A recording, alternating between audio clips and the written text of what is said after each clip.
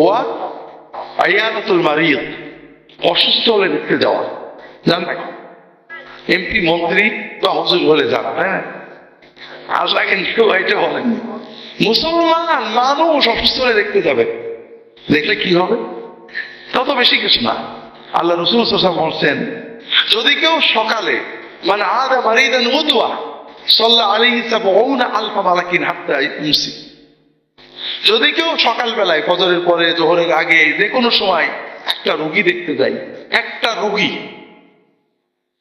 যে কোনো রোগী দেখতে যায়, দেখতে গেছে কেমন আছেন আসসালামু আলাইকুম আল্লাহ ভালো করুক, শুধু দেখতে গেছেন, ফল উড়েননি ফুল উড়েননি, শুধু দেখতে গেছেন, ৭০,০০০ ফেরেশতা সন্ধ্যা পর্যন্ত আপনার জন্য দোয়া করতে থাকে।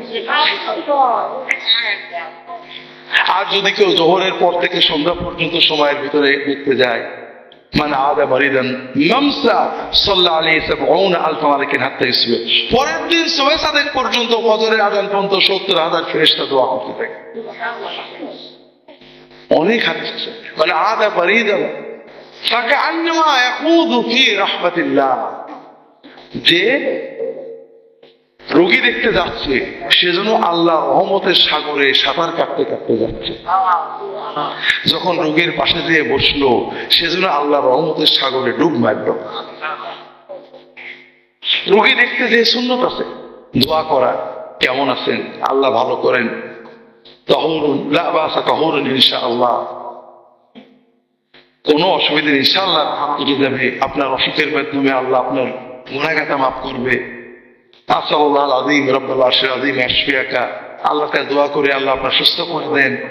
রাসূল সাল্লাল্লাহু আলাইহি ওয়াসাল্লাম সেখানে দোয়া আছে, কত বড় ইবাদত।